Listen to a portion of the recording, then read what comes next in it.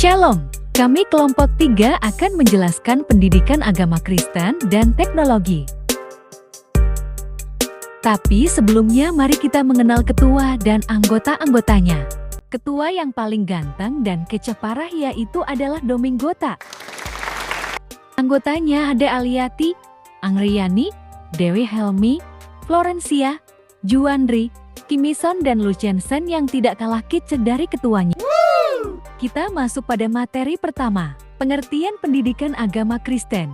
Apa itu pendidikan Kristen? Apa itu agama Kristen? Pendidikan agama Kristen atau PAK.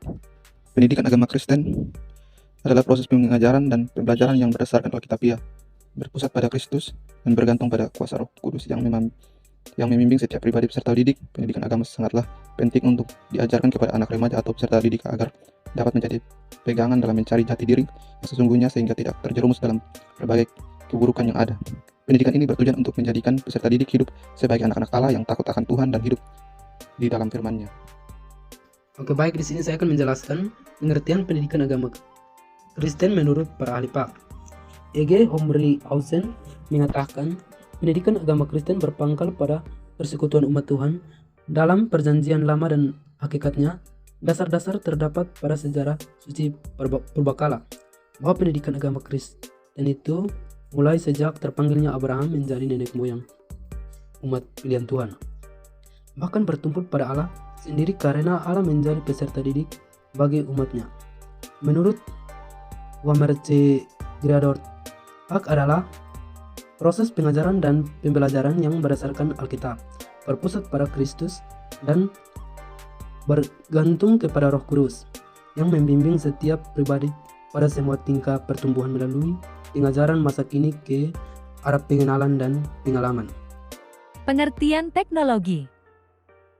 Sini saya akan menjelaskan pengertian teknologi. Nah, menurut Kamus Besar Bahasa Indonesia, kata teknologi mengandung arti metode ilmiah untuk mencapai suatu tujuan praktis, ilmu pengetahuan terapan atau keseluruhan sarana untuk menyediakan barang-barang yang diperlukan bagi keberlangsungan dan kenyamanan hidup manusia. Secara umum, pengertian teknologi adalah penerapan pengetahuan ilmiah untuk tujuan praktis dalam kehidupan manusia atau ada perubahan dan manipulasi lingkungan manusia. Saat ini banyak manusia sangat bergantung pada teknologi, bahkan teknologi bisa menjadi kebutuhan dasar bagi setiap orang. Dengan adanya teknologi bisa mempermudah orang untuk melakukan berbagai aktivitas sehingga lebih efisien. Menurut KPA, pengertian teknologi ialah salah satu pembahasan sistematis atas seni terapan atau pertukaran. Hal ini mengacu pada interaktor dari Yunani yang menyinggung mengenai teknologi yang berasal dari kata teke yang berarti wacana seni. Yang berikut, menurut Manuel Castell, pengertian teknologi ialah suatu kumpulan alat, aturan dan juga prosedur yang merupakan penerapan dari sebuah pengetahuan ilmiah terhadap sebuah pekerjaan tertentu dalam suatu kondisi yang dapat memungkinkan terjadinya pengulangan. Teknologi dalam pandangan iman Kristen. Teknologi secara umum berarti suatu kecakapan dan kemampuan manusia untuk menguasai aspek-aspek kehidupan. Menurut iman Kristen, teknologi adalah suatu segi yang sangat berharga dalam kehidupan manusia. Karena teknologi dapat digunakan manusia untuk melawan kelaparan, kemiskinan, dan wabah penyakit. Namun di sisi lain, teknologi menjadi alat bagi dosa untuk merajalela melalui tanggung jawab moral dalam menggunakan teknologi yang tidak sesuai dengan iman Kristen. Teknologi mesti disyukuri sebagai berkat Tuhan terhadap umat manusia. Teknologi juga merupakan peluang untuk mewujudkan secara maksimal keselamatan yang telah dinyatakan dalam Kristus. Allah menghendaki manusia hidup sejahtera. Memanfaatkan teknologi sebagai kemuliaan nama Tuhan. Melalui ilmu pengetahuan dan teknologi yang semakin canggih, kemuliaan nama Tuhan pun juga harus semakin termasyhur. Nah, kita harus memanfaatkan setiap talenta yang kita miliki ini bagi kemuliaan nama Tuhan. Jadi, kita diberikan pengetahuan, kecerdasan, dan akal budi untuk melaksanakan pekerjaan yang kudus bagi Allah. Sebagaimana terdapat di Keluaran 35 ayat yang ke-30 dan 36 ayat yang pertama, mencatat bahwa Allah menunjuk orang-orang yang telah dipilihnya untuk membuat segala keperluan untuk membangun bait Allah.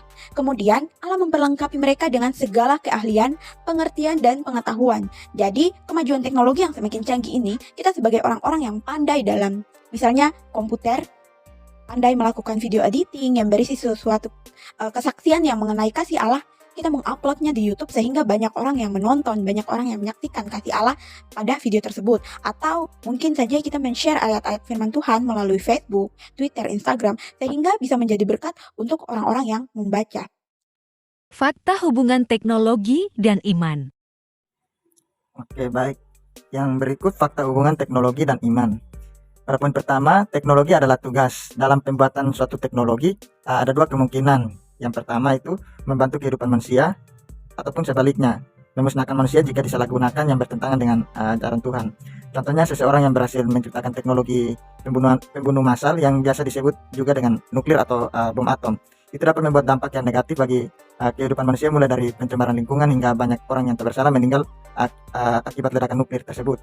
Tetapi jika sesuai dengan ajaran Tuhan, maka banyak manfaat bagi kehidupan manusia. Contohnya seseorang menciptakan teknologi yang memudahkan manusia dalam hal transportasi seperti pesawat terbang atau kendaraan yang biasa kita jumpai, yaitu motor dan mobil. Seperti yang dituliskan dalam Alkitab pada Amsal 1 ayat 5, baiklah orang bijak mendengar dan menambah ilmu, dan baiklah orang yang berpengertian memperoleh bahan pertimbangan. Pada poin yang kedua, teknologi dan moral. Dalam agama Kristen ini, orang yang baik akan menciptakan dan mempergunakan teknologi dengan taat dan tanggung jawab kepada norma-norma Allah. Caranya bagaimana? Tentu saja dengan Alkitab yang berisi firman Tuhan sebagai dasar moral pemanfaatan teknologi. Dalam Amsal 1 ayat 7 mengatakan bahwa takut akan Tuhan adalah permulaan pengetahuan, tetapi orang bodoh menghina hikmat dan didikan. Jadi, dengan rasa takut akan Tuhan ini memungkinkan bagi kita untuk tidak menyalahgunakan teknologi di kehidupan sehari-hari. Oke, selanjutnya kita akan masuk pada fakta yang ketiga, yaitu tentang teknologi dan mujizat.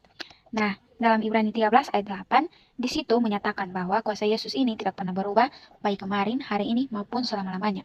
Sedangkan kalau kita berbicara tentang teknologi ini dia senantiasa berkembang.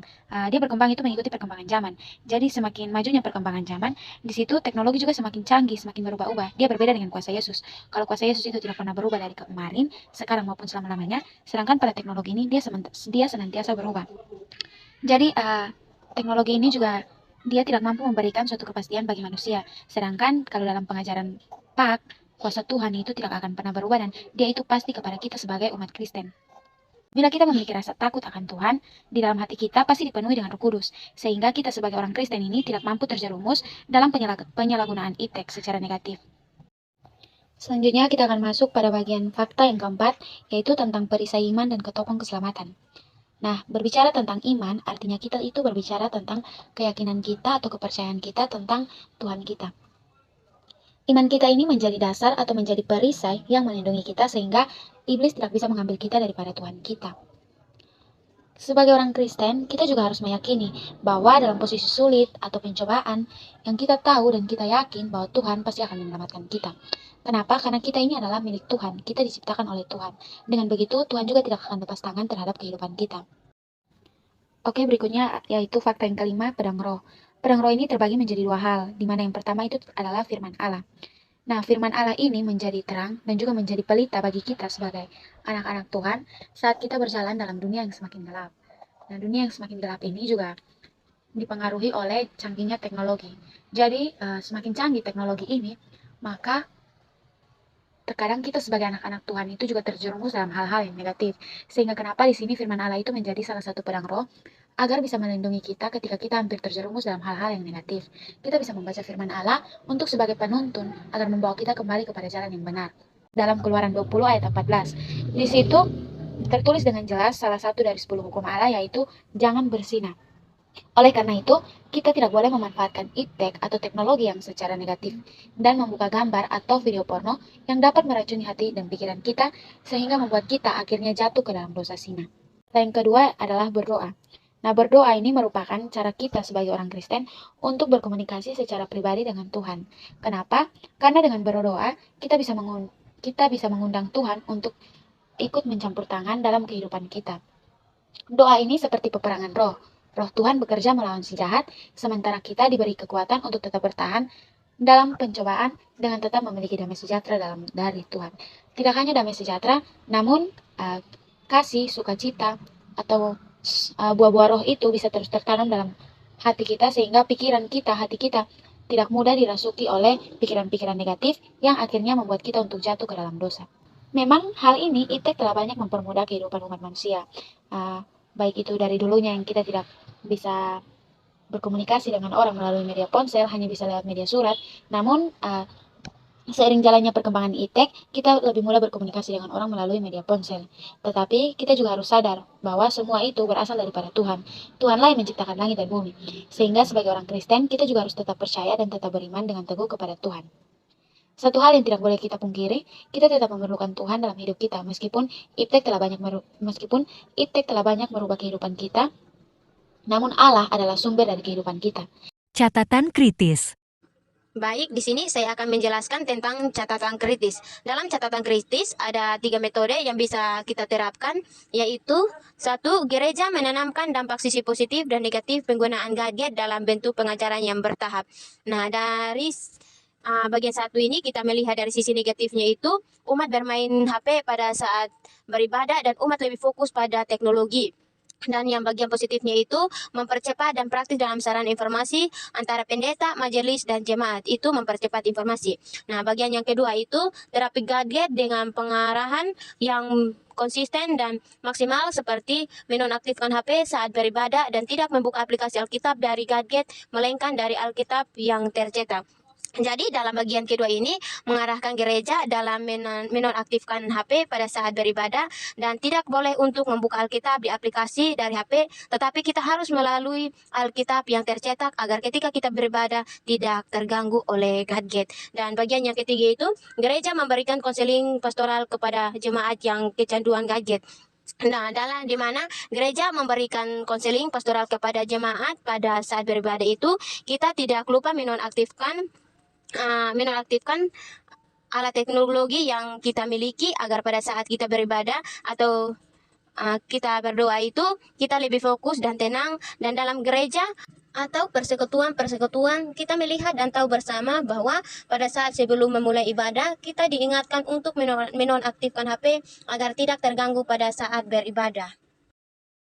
Sekian dari kelompok kami. Kami siap menerima semua pertanyaan, kecuali menerima kenyataan bahwa kita hanya sebatas teman.